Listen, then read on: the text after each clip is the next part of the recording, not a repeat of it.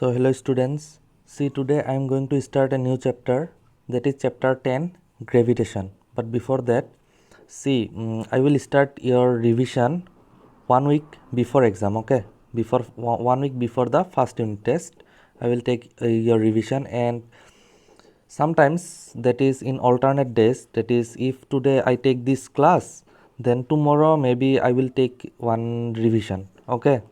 From chapter 8 I will send some questions which already I have discussed, but again I will send some questions and you have to prepare that and send me, okay?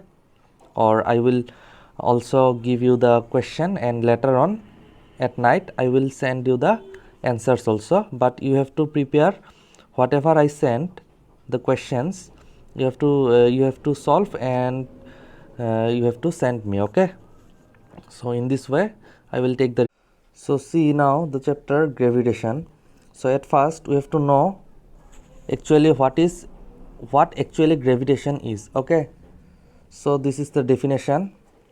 See, every object in the universe attracts every other object with a certain force, and this force of attraction is called gravitation.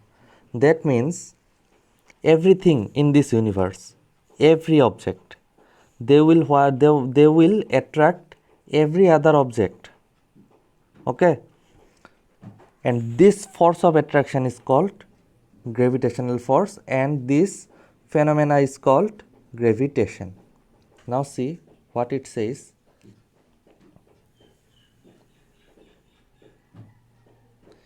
Suppose this is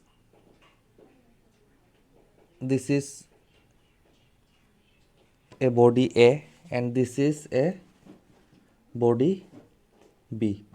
So what they will do, they will attract each other, okay? They will attract each other with certain force, okay? Every object in this universe attract each other with certain force, and this force of attraction is called gravitational force, and this phenomena is called gravitation, okay? See the points below here.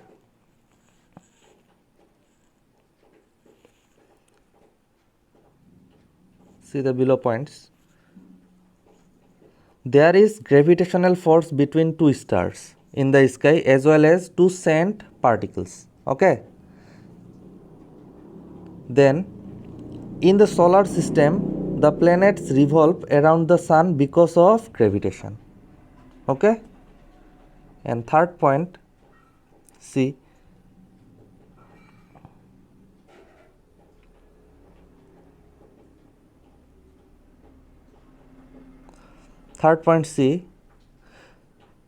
the moon revolves round the earth because of gravitational force between them. The moon revolves round the earth because of gravitational force between them, okay? So now see the next slide. Universal law of gravitation. This is very important. So the law says that every object in the universe attracts every other object with a force which is proportional to the product of their masses and inversely proportional to the square of the distance between them. So see what this law says in this figure. See here, this is mass 1, okay? This is mass 1. Let the mass of this body m1, and this is mass 2. Let the mass of this body be m2.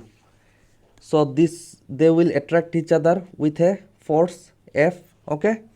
And suppose the distance between them, that is the separation or the distance between them, is d. So according to this law, this universal law of gravitation, F is directly proportional to product of their masses, that is m1 into m2. Again, according to this law, this force is inversely proportional to the square of their distance, okay? So these two equations we can get from the from this law. So now we will combine these two equations.